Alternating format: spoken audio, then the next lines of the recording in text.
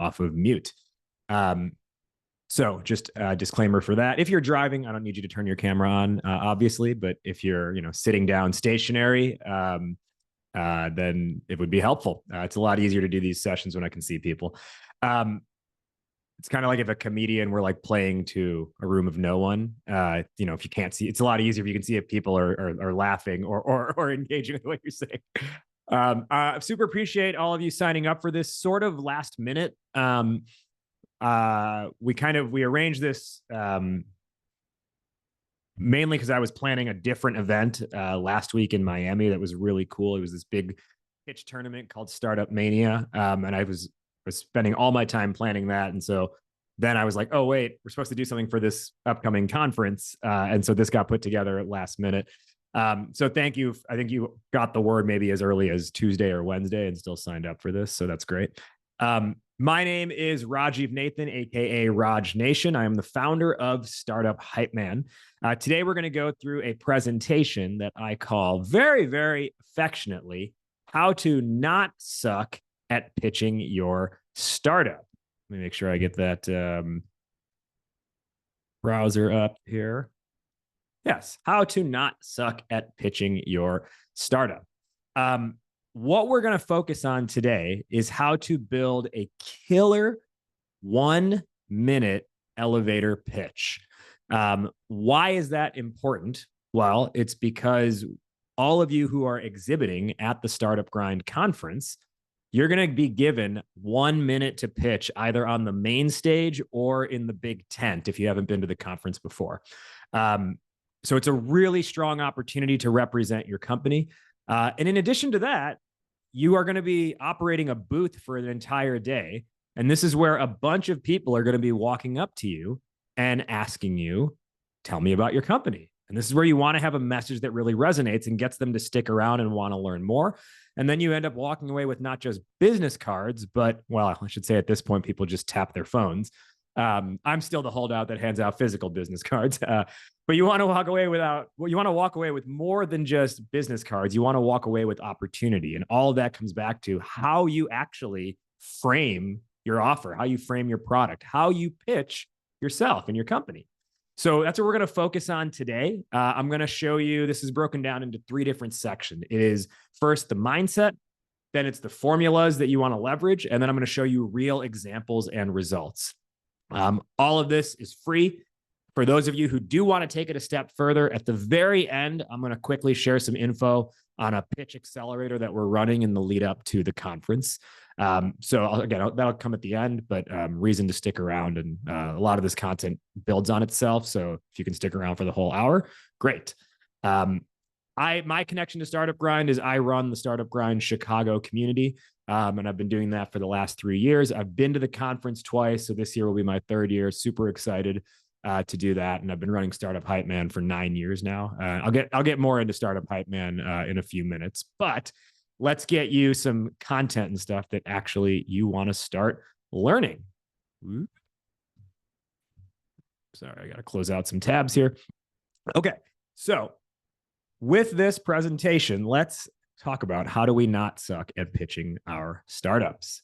And I've got, I'm also trying to man like the waiting room as people are waiting. So you might see me momentarily have to admit someone as they're coming in, as I see they're coming in. Okay. So I want to start by telling you about just a little bit about like where I have been. So this was me back in 2015. You can already tell the difference in iPhone photography quality in just 10 years. I was fresh into a business that I had co-founded called Idea Lemon. That was my co-founder next to me up there. We were this combination of like personal branding, career coaching, life coaching, and marketing too. It was a pretty intense combination in retrospect. And we would regularly do these personal branding workshops. So that's what this photo is from. And these were, they were well-intended. They were engaging. They were informative. I thought we were good at putting ourselves out there and drawing attention, like actually quite good at that.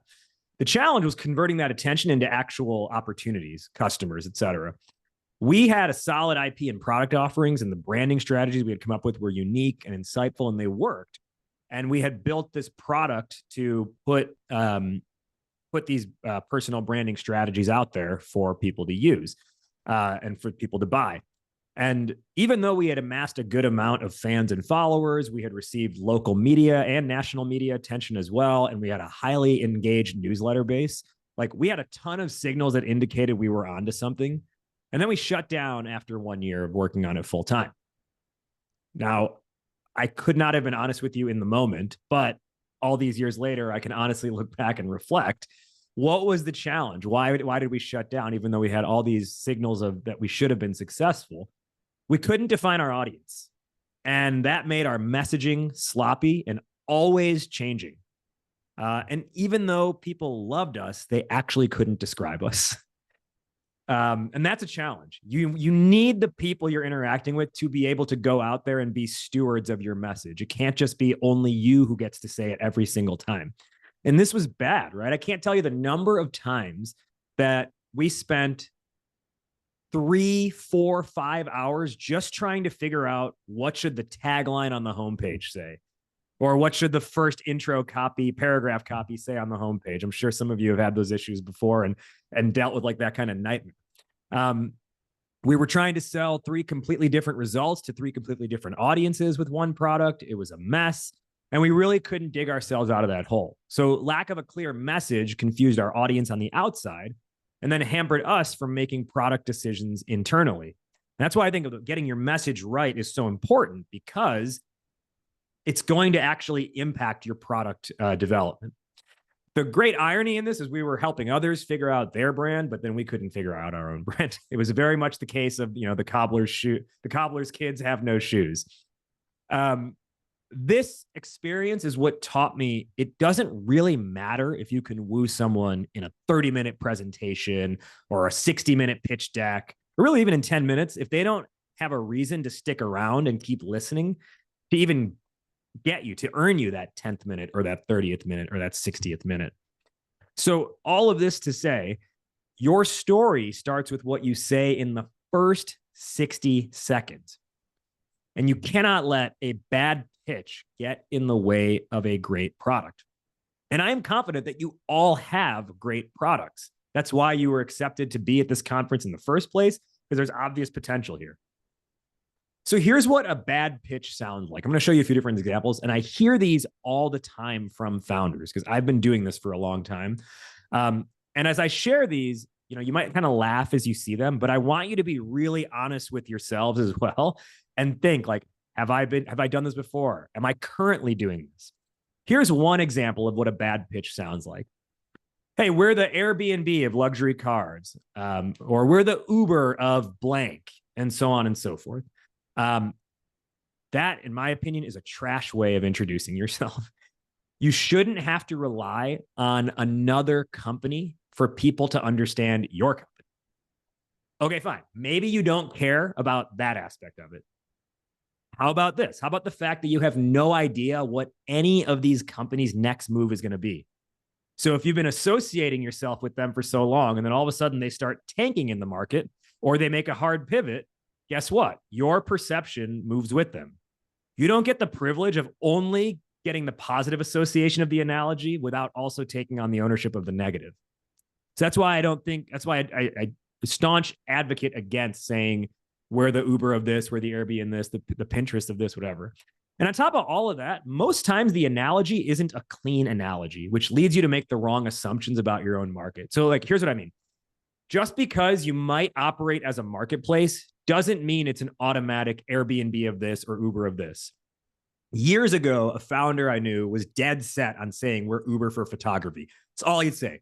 Uber for photography, Uber for photography, Uber for photography. And they did raise a small pre-seed round, but they were done in a year. And so much of that went back to them thinking of themselves as Uber and thinking of their market as Uber's market. But guess what? When it comes to transportation, every day, whether by foot, by bus, or by train, or by car, I have to get somewhere, and so do you. Transportation is a commodity, and it happens every day. And for many people, it happens multiple times a day. Because if you go one place, you got to go back in the other direction too. Photography, though, how often do you need a personal photographer on demand? One time, maybe 2 times a year? And if you think of yourself as Uber for photography, you you grossly overlook the reordering piece. You mistake how your market's going to behave. So this is also why I don't want you to be using where the this of that kind of analogy, because there's the original reasons I share, but then also I don't want you to make the wrong assumptions about your market just because it happens to be a marketplace style operation.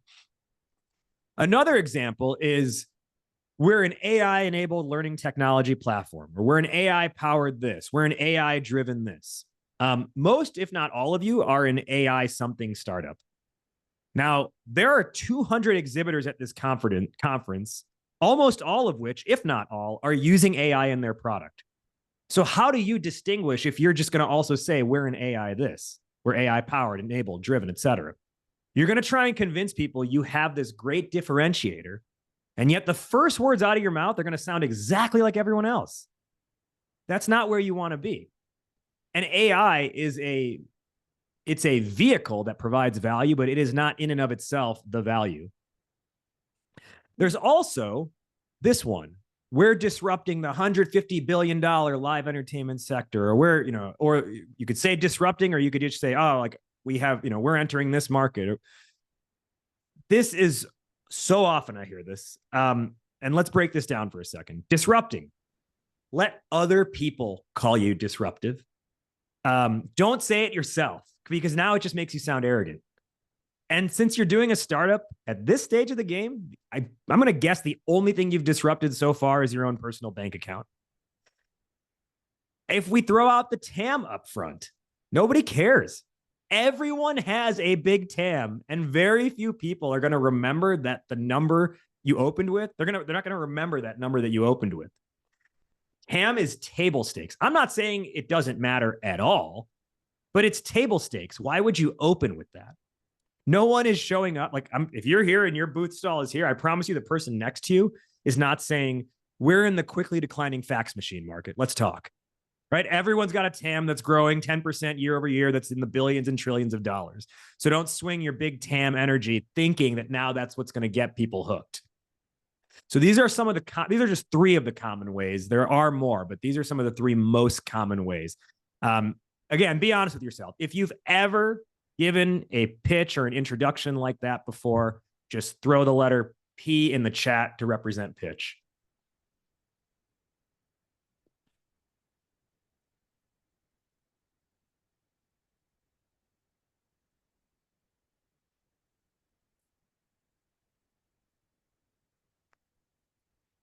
All right. A couple of you are being honest. I like it. There we go. All right.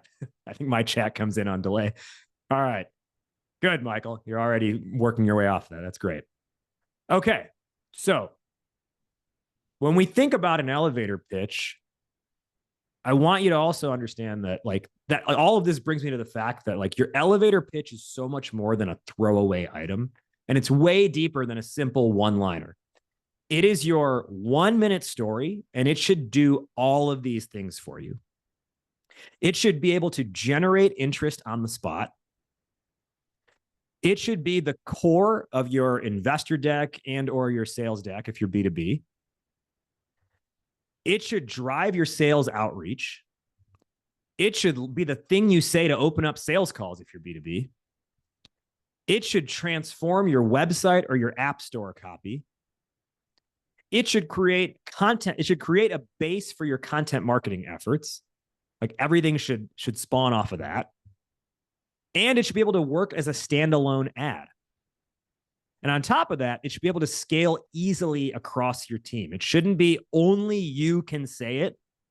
And if you're not in the room, all of a sudden the whole pitch dies. Right? You should be able to teach this to other co-founders and other team members as you grow your team. That's what your elevator pitch should do. And for any of you who are looking at this right now and you're like, I've been told it needs to be 10 seconds or less, and you're telling me 1 minute. My response to that is yes, if it's bad. No one's going to want to listen to something for more than 10 seconds if it's bad or not interesting. But if it's good, and if you use the technique that I'm going to share with you later on, you quite literally, you are so money and you don't even know it, to use the term from the movie Swingers. People will be hanging on to your every word, and they will be begging you to learn more.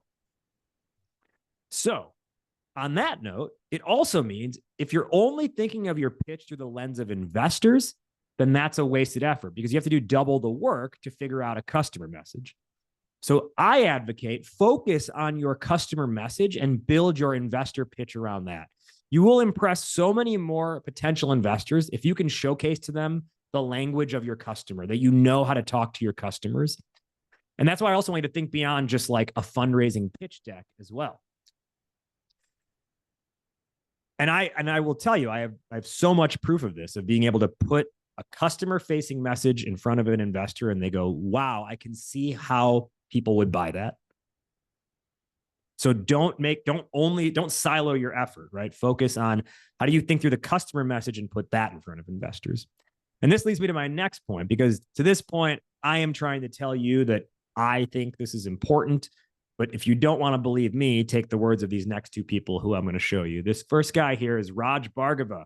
He said, I think messaging is one of the most important things that startups can focus on, and it gets glossed over all the time. I think most companies fail at it, and that's probably why a lot of them actually fail overall. Now, this guy, Raj Bhargava, I joke that he's the Tom Brady of entrepreneurship.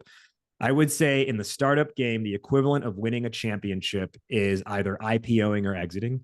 He has done 8 companies, 4 or 5 of them have IPO'd, 2 or 3 have exited. He's still on the board of his 7th, running his 8th. His first company was responsible for getting ESPN and other major brands on the internet in the first place. They have a streaming network now. He got them on the internet. He also co-authored a book called The Startup Playbook, which I think it's actually behind me. Yeah, right there, which I highly recommend everyone read. And this was what he told me when I had him on my podcast. He also helped co-found Techstars too. This is what he told me. Messaging is one of the most important things to focus on early on.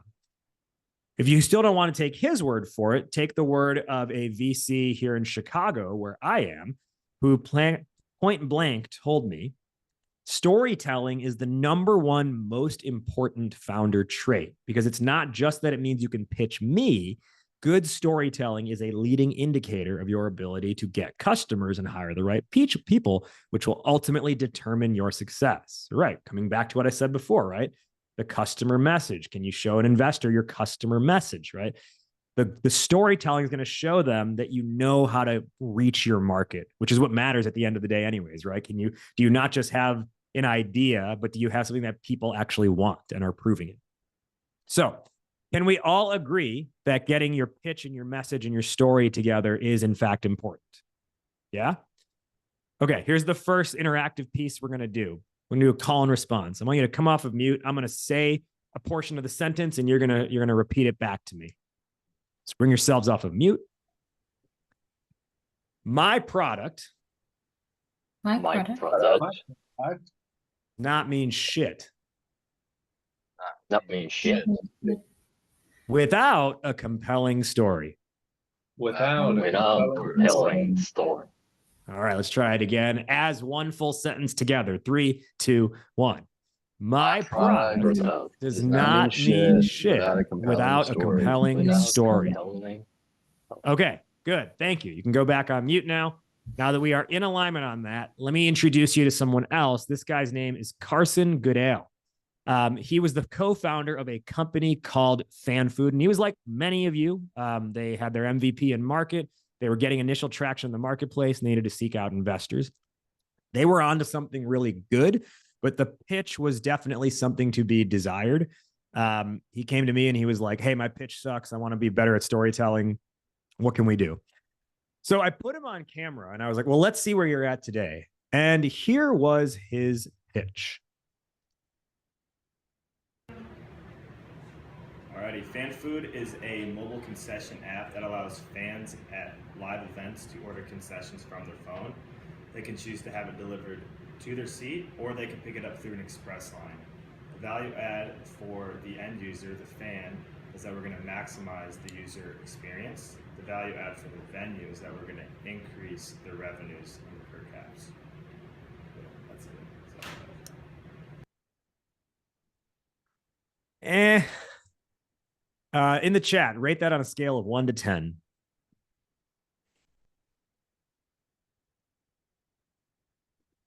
4, 3,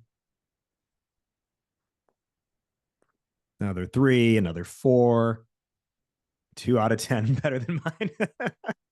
A 3. Yeah, I would probably put this at around a 3. And here's, I don't think this is going to sound surprising to you, but when you hear that, like, nobody talks like that in real life, right? No one is like, the value add to this target user group is this, whereas the value add is this. There was no energy. I didn't even get the sense that he liked his own company through how he pitched that. And then he also didn't know where he wanted to end either. He just looked off to the side and said, that's it. That's all I got. So the goal was, how do we turn this around and turn it into something that people are really going to sink their teeth into? And just quickly to answer Michael's question in the chat, yes, this is recorded, and I will send the recording out afterwards. So a little bit of background on me at this point, and why I care so much about this. I am deeply driven by the idea that everyone deserves a voice. I'm deeply driven by the power of expression. And the vehicle I've found over the years to help create that is to be expressive myself, as well as enable others through different forms of storytelling.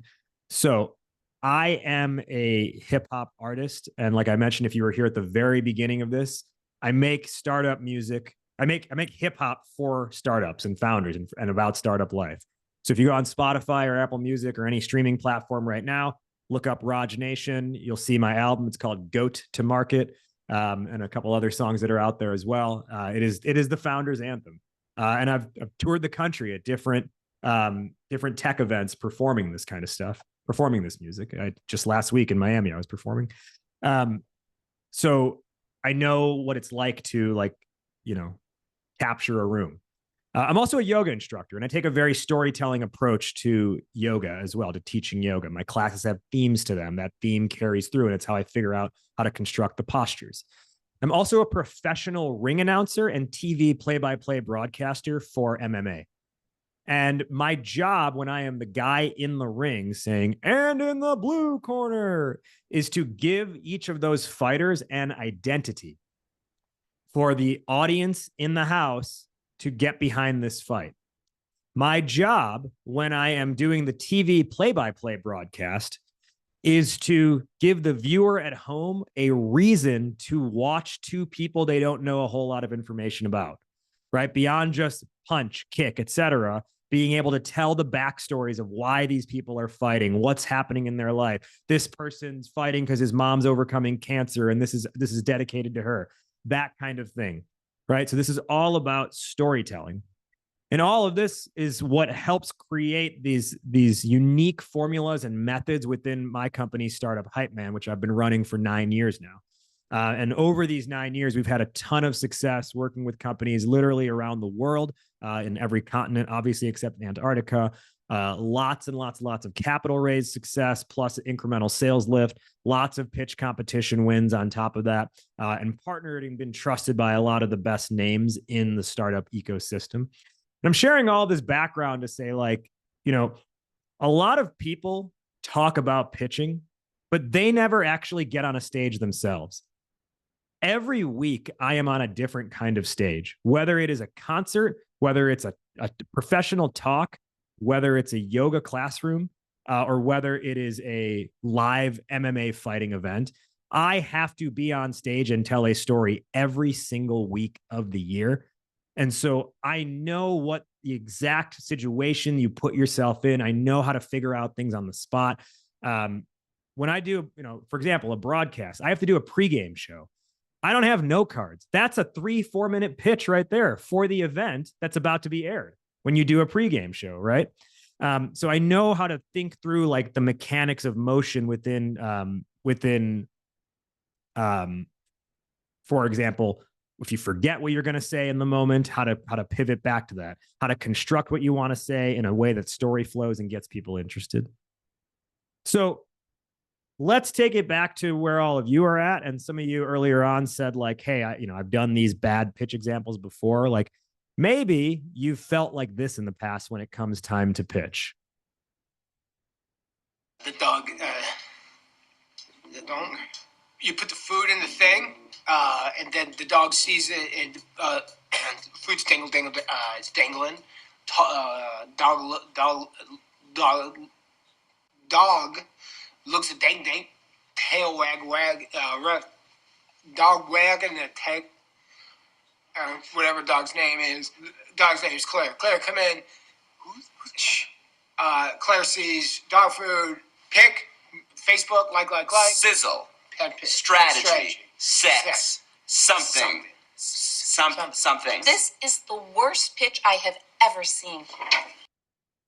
So a little bit of an exaggeration, but maybe you felt yourself in that situation before where it feels like almost like your tongue is swelling up in your throat, like you're saying the same words over again and just not getting a message that comes across cleanly. I think a lot of this happens because we lose the essence and the idea of what we should actually be doing out there. So the question I want to pose to all of you is, what is the purpose of a pitch? Throw a response in the chat. What is the purpose of a pitch?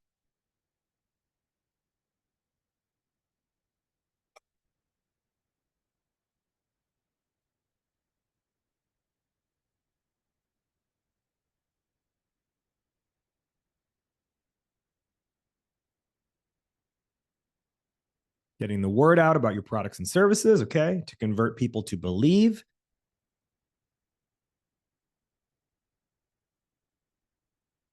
To convince people. To make people want your product. These are all very good answers. And I think they are to tell how you help people. Yeah, these are all good answers. I actually think it's something deeper than that that funnels into these answers. And I came to this conclusion after looking at everything that we had developed over the years, looking at what else was out there that was successful. And what I realized is that the true purpose of a pitch is to make your audience feel seen. Here's why. When they feel seen, they will trust you with their time, their energy, their information, and ultimately their money. When they feel seen, that is how you convert them. That is how they want to become a believer. That is how you convince them. That is how they will want your product. That is how they will understand how you can help them. When they feel seen, they find a piece of themselves in the story that you're telling. And if they cannot find themselves, then your story is not worth telling. Now, if you're talking to an investor, you are trying to show them how you make your target audience, your target customer base feel seen. And what doesn't make them feel seen is big, broad, huge TAM market size numbers. We tend to think the more product attributes that we share, the more detail that we give, the more impressive we sound. But in reality, we just create like death by information overload for our audience. So pull it back. So we understand, now that we understand that it is to feel seen, and we've talked about, the need to be able to have a really strong pitch and story, what is it that's holding everyone back? Well, it is this concept, this paradox that I call the messaging treadmill. The idea is like, we all know, we can all agree that this is important, but it almost feels like whenever we try and work on it, we're just caught running in place. 1 foot forward is 1 foot backward. I've talked to thousands of entrepreneurs over the years, and these are the top 3 reasons for why it's so hard to get off the messaging treadmill.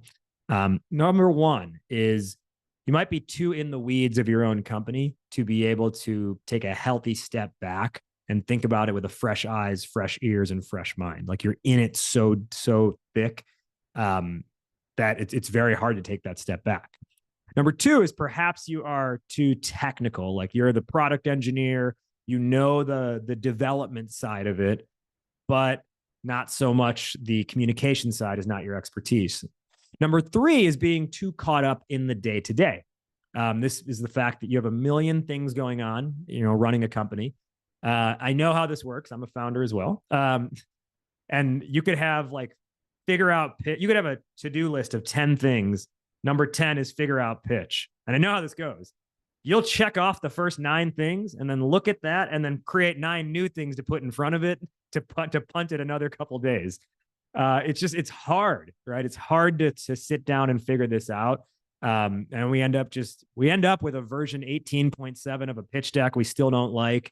ChatGPT just keeps giving us more and more generic language that doesn't actually really capture what we're trying to say. And if we can't figure it out in our own head, then the AI prompting isn't spectacular then, unfortunately, either. And then all of this gets compounded by the fact that there's an ongoing mental crisis of the fact that this is entrepreneurship. So we go through like 150 emotions in a single day. You wake up, it's 6:30 in the morning, you pour your coffee, you make the mistake of checking email on your phone while pouring your coffee. And then you find out, oh my God, the app has been down for the last 8 hours while I was in bed and nobody told me. Now you've got emails from angry users who are like, you're stealing my data. I hate you. This is awful. What the hell? And then a couple hours later, your developer is like, we can't figure it out. We don't have an ETA and when it's going to be back up. You get an email from an investor you met last week and they're like, thanks, but we're going to pass it this time. By around 2 p.m., you're like, maybe I should have listened to my family and stayed in that safe, stable, high salary job and not decided to do this thing. 3 o'clock, something good happens. And you're like, maybe it won't be so bad. And we get up and we do it again the next day, every single day. And this is being a founder. So it's a 7-day-a-week job. Even if we're not actively working on it, we are thinking about it every single hour of every single day, even on the weekends. And so when that's happening, it can be really hard to have a positive impression of our own company, right? Like your job is to go out and represent it like it's the best thing ever. And then you know that an hour ago, things were like everything had gone to hell. So there's this like natural dissonance that happens that makes us like almost think poorly about our own products. So if we come back to, well, before I move forward, using the numbers 1, 2, or 3, or any combination of those, which of these do you feel represents your situation? Or if it's none of them, please share.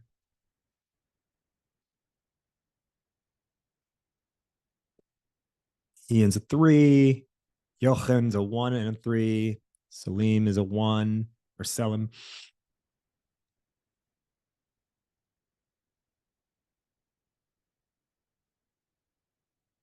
Okay, good. This largely seems to resonate. That's good. Tan, if it's none of them, go ahead and just write out like what you feel your scenario is. Liz is a 1. All right. Coming back to Carson's company with Fan Food, he was very much reasons 1 and 3, 2 in the weeds, 2 caught up in the day-to-day. So I said, okay, let's slow down and reframe how we think about this in the first place. So the first lesson that I shared with him, that I share with every entrepreneur, and I'm now sharing with you, is mindset.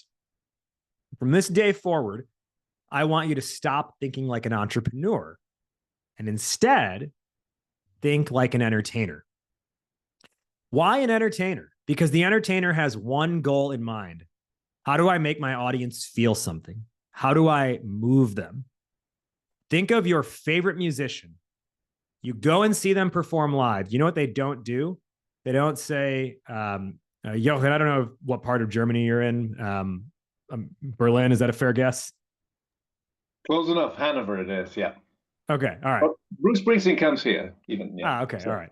So, Bruce Springsteen doesn't come out and he's like, all right, Hanover, how is everyone doing tonight? And you're all like, yeah, okay, listen, so tonight we're going to play every song from our entire catalog. We've released 15 studio albums. We're going to play every song on that, even some of the skits in between the actual songs.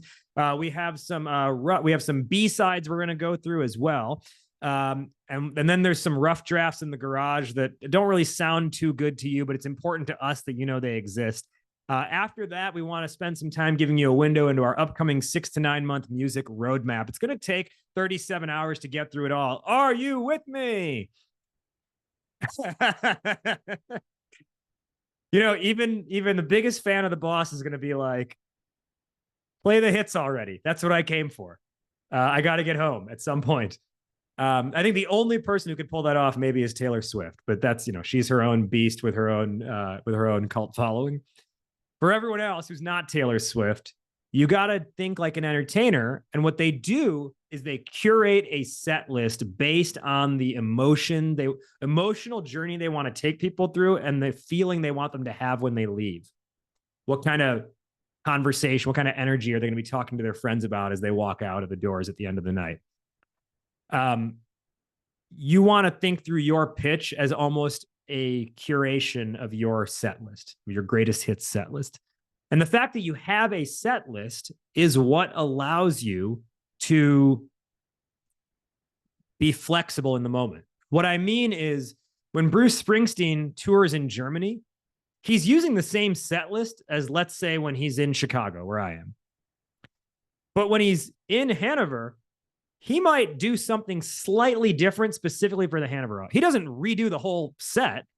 He might just add a little song or do a little line here or there specifically for that audience. Then when he comes to Chicago, maybe he'll do something like related to the Chicago Bulls or something, right?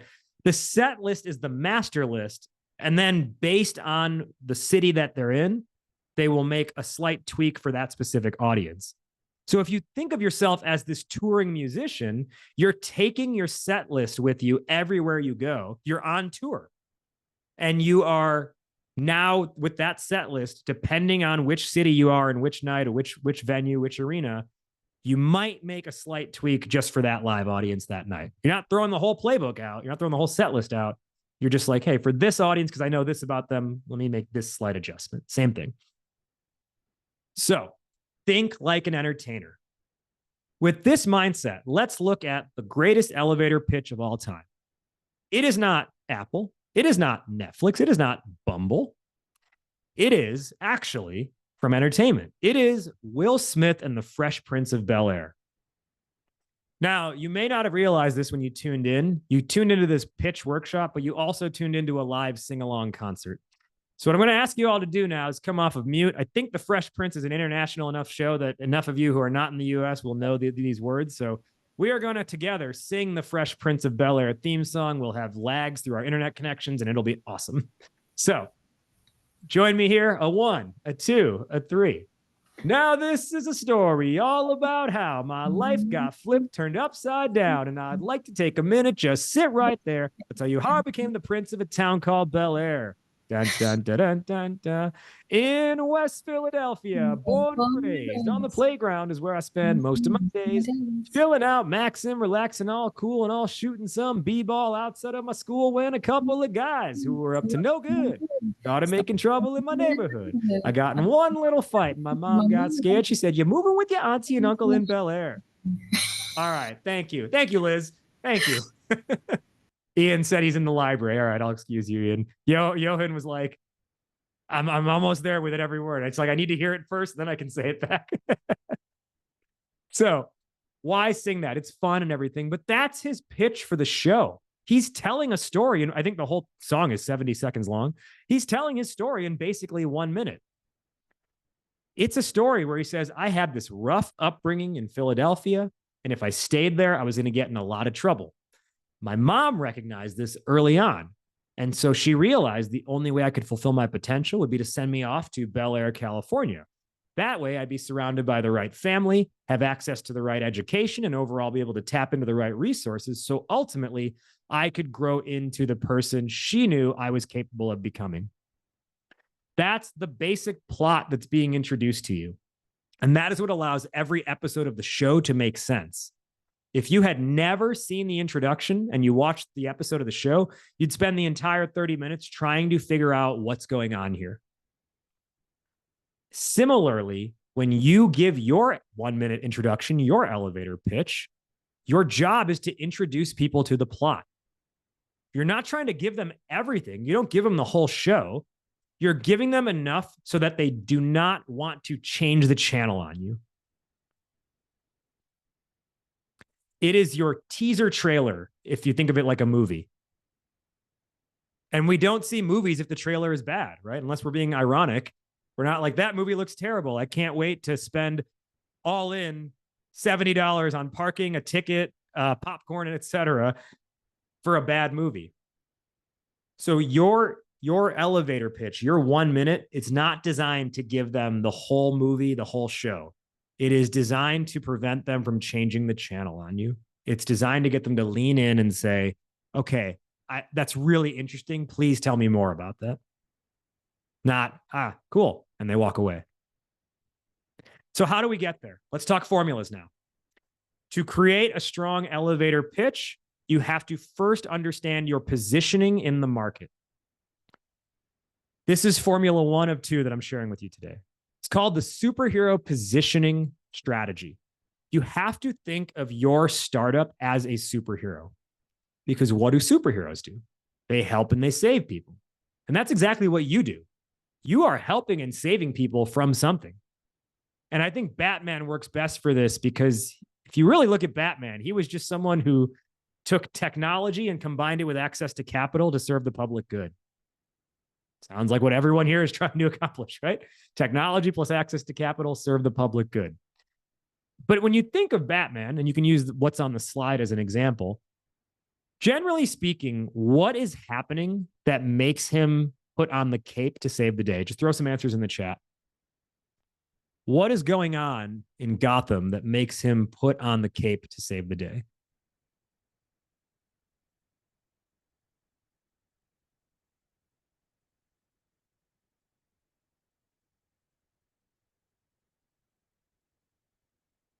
Bad guys hurting good people. Yeah, exactly. It's, you know, the bank has been robbed. The hospital has exploded, right? The football field has imploded. All of these things. Someone's getting mugged in the street. These are the things that make Batman put on the cape and say, I need to do something about that. Batman does not save Gotham on a sunny day. Picture a perfect weather day. There's not a care in the world. People are taking their dog for a walk. They have their kids at the park. You don't see Batman swoop in and be like, oh, I'm here to save you.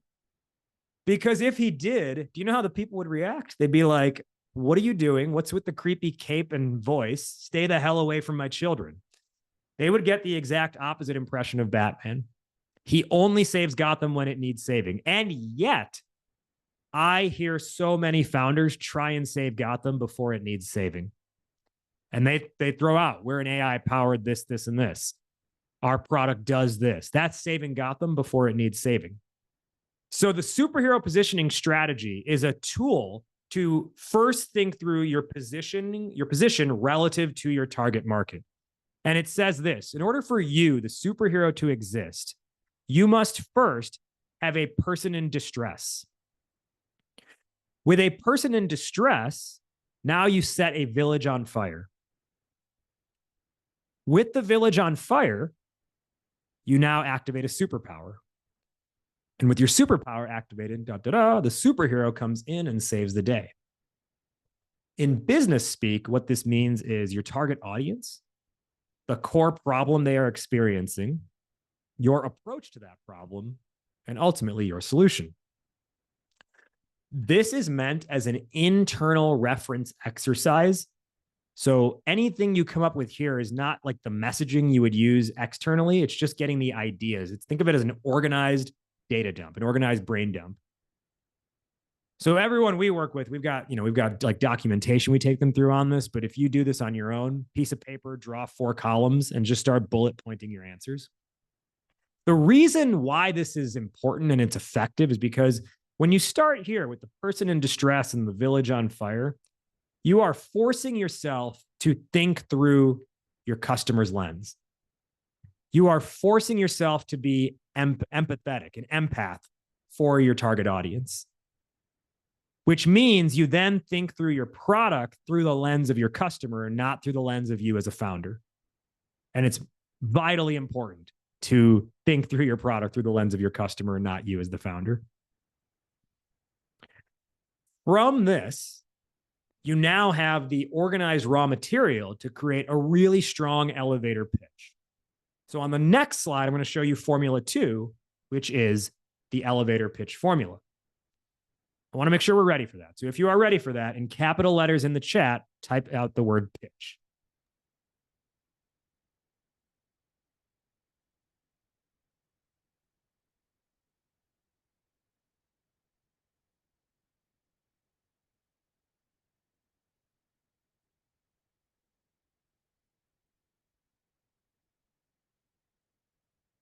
All right, pitch, pitch, pitch. Everyone else, you asleep? You there? Pitch, pitch, pitch. Okay, there it is. All right. The crowd is chanting. They are on their feet. They want to see this formula. All right, my friends, this is the most deadly effective. It has been proven over 9 years and over 300 different times. It is the most deadly effective messaging framework you will ever come across. It's also really easy to remember. And I call it the Que Pasa elevator pitch formula. If you know any Spanish, then you might know that Que Pasa in Spanish means what's up or what's happening. And that is what you are doing with your elevator pitch. You are telling people what's up. What's up with them, therefore, what's up with you. You distill the information from your superhero strategy, and PASA is problem, approach, solution, action. Problem, approach, solution, action. Problem, approach, solution, action. The reason why this is effective is because by starting with the problem, you provide the right context and frame of reference for why you exist. And again, most importantly, you lead with empathy. This is how you communicate in a way that pulls people in. And the reason why is because you are no longer leading with your offering. You're actually leading people to it. Huge difference. Most people lead with their offering. You have an opportunity to be in that small subset of people who lead people to your offering. KPASA, problem, approach, solution, action. Are we ready to see some examples of KPASA in action?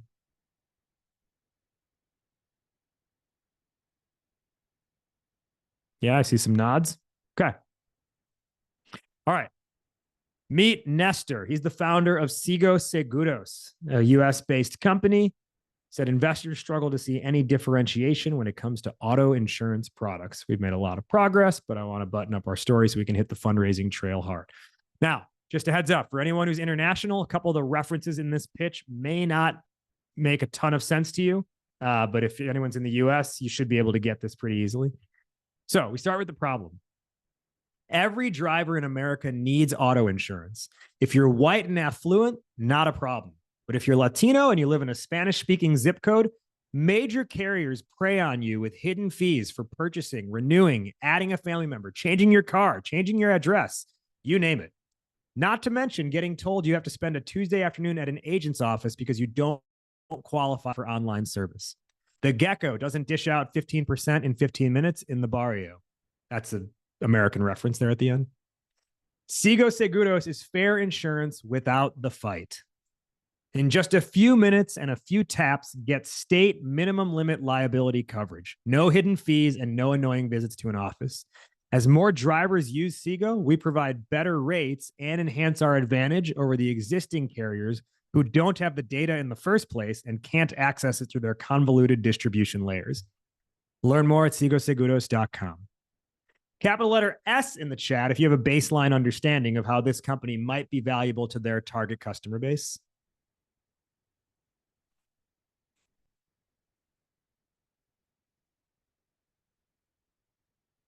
Good. And even in France, it makes sense. Good. Even in Germany, it makes sense. And Nestor used this pitch to carry him forward into his fundraise. And, oh, Ian. And, okay. All right. So you do get it. Great. Use this to carry forward through his fundraise. Actually, they ended up, this was a screenshot from one moment in time. They've actually raised 21 million now. And he'll tell you how often he comes back to that languaging that he uses as he talks about the product.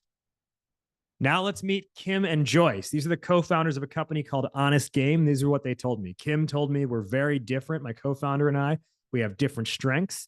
Joyce said, we're communicating this big problem that people need to get. They were confusing everyone with how they pitch. And they were speaking about it as co-founders so differently that people were talking to each of them independently and thinking they just met two different companies. That's how out of sync they were with each other. Now, remember earlier I said your elevator pitch should be able to accomplish a lot of things. They flipped the elevator pitch that we created into the script for their explainer video. Once again, if you're outside of the US, some of the mechanics of how collegiate sports might, I don't know if they'll make a ton of sense for you, but perhaps it will capture enough. So here's the video. Performing on the okay, there's an ad for Wix first. Let's get past biggest that. stage in the world was just one step in my journey. Hi, I'm Ronnie, and I teach. Okay, here we go.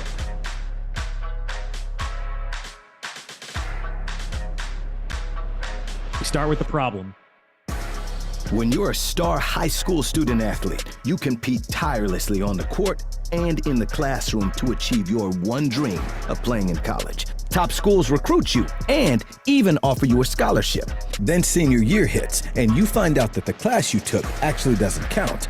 Your GPA is 0.25 off or your SAT score is 10 points too low.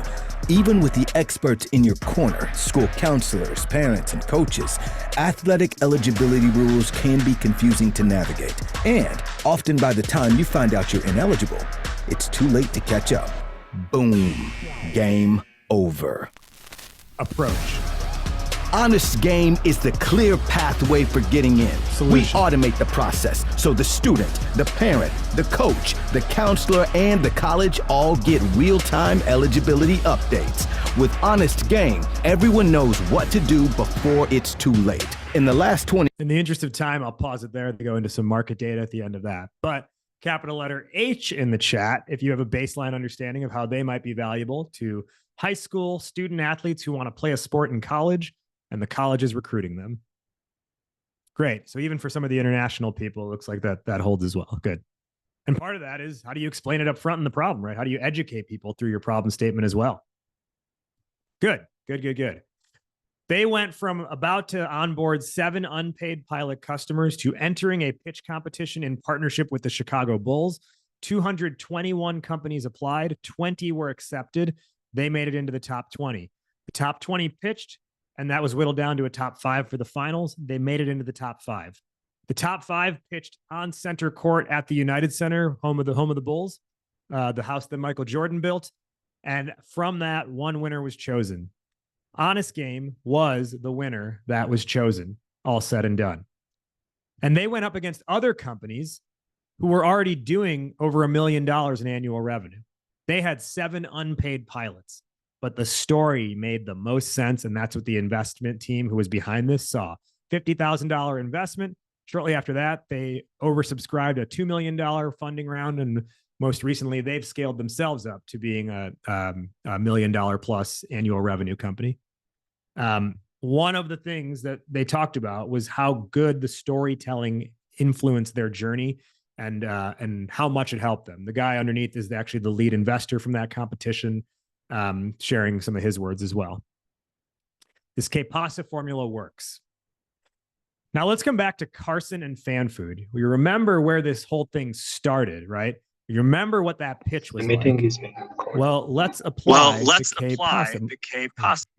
Gonna mute that. Let's apply the Que-Pasa model now, the Que-Pasa elevator pitch formula, and see how the pitch changes. Hey there. My name is Carson Goodale, CEO and co-founder of FanFood. Problem. Now, as a diehard sports fan, there's nothing more frustrating when you're at your team's game than missing a big play because you were stuck waiting in a line for a hot dog and beer.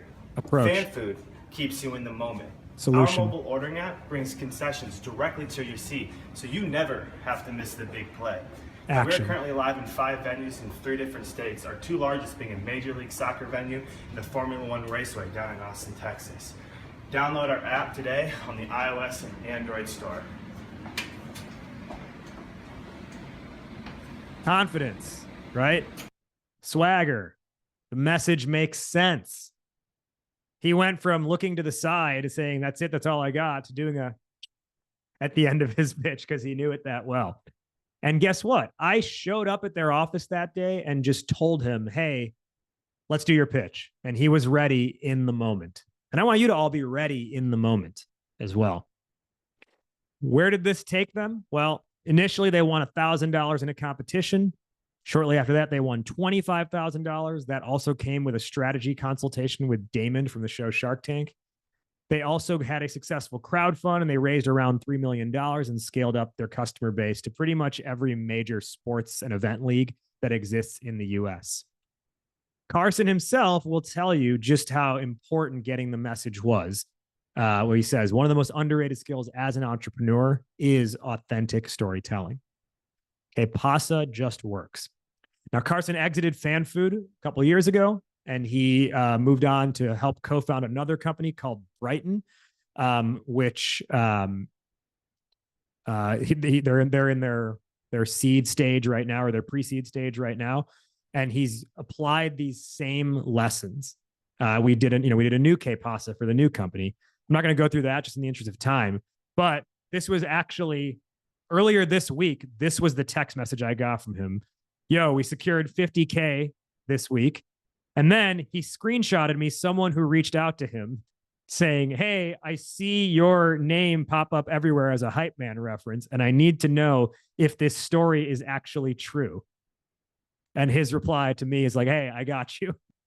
So yes, the story is actually true. And it was very comical that was actually the message that he sent me earlier this week. So let's come back to one of the earlier slides. In each of these 3 examples that I showed you, can you objectively look at those and say, this generates interest on the spot? It can become the core of a pitch deck. It can drive the outreach and lead the sales calls. It can transform the website copy. It can create a content marketing base. It can work as a standalone ad, and anyone on the team could deliver it. It was not dependent on one sole person to do it. That is what your pitch should do. When you have 1 minute on stage at Startup Grind, and every 15 seconds, someone's going to be walking up to you on the floor in front of your booth. There is so much opportunity to capitalize. And I tell you, from being at this conference the last 2 years, how many bad pitches I have listened to from walking that hall. There was a company that was doing a teddy bear helping kids with bedtime routine, and they led with data and AI.